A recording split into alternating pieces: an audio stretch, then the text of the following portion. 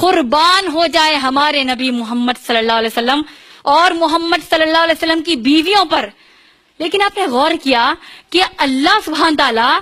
اللہ کے نبی صلی اللہ علیہ وسلم کی گھر کی عورتوں، اللہ کے نبی صلی اللہ علیہ وسلم کی بیویوں کو حکم دے رہے ہیں کہ جب وہ صحابہ جیسے ایمان والوں کے سامنے آئیں تو سر سے لے کر پاؤں تک اپنے آپ کو ڈھانک لیں، حجاب کر لیں. اور حجاب کی اہمیت اس سے بھی بڑھ کر اس بات سے لگایا جا سکتا ہے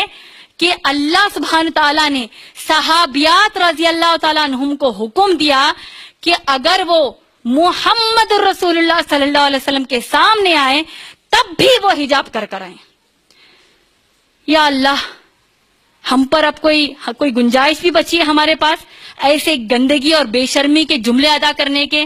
کہ میری نیت تو صاف ہے، مجھے حجاب کرنے کی ضرورت نہیں، یا میرے میل فرینڈز جو ہوتے ہیں یا پھر میرے کزنز، میرے دیور، میرے جیٹھ، یہ لوگ ماشاءاللہ میرے سے بہت اچھے رہتے ہیں، ان کی نیت بری نہیں ہے.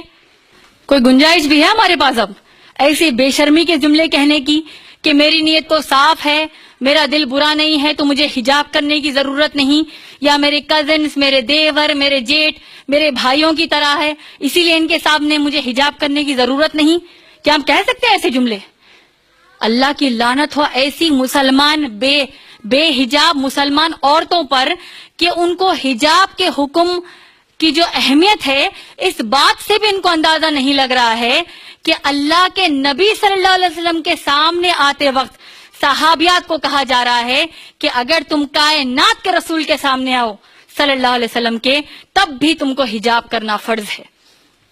اور لعنت ہے ایسے مسلمان ماں باپ پر جو اپنی بچیوں کو حجاب کرنے سے رکاتی ہیں اور اپنی حجاب کرنے والی بیٹیوں کا مذاق اڑاتی ہیں. میری بہنوں، بھولے سے اپنا برقع نہیں اتارنا، حجاب نہیں چھوڑنا، کیونکہ ذرا سوچئے کہ اگر آپ میں سے کوئی، ہم میں سے کوئی اللہ کے نبی صلی اللہ علیہ وسلم کے زمانے میں ہوتی تو کیا آپ بے حجاب ہو کر اللہ کے نبی صلی اللہ علیہ وسلم کے سامنے آنے کی جرات کرتی؟ ہرگز نہیں. تو پھر کیسے آج کے گندے ماحول میں ہم اپنے حجاب کو بغیر کسی احساس کے، بغیر کسی شرم کے اپنے گھر کے، خاندان کے غیر محرم مرد اور باہر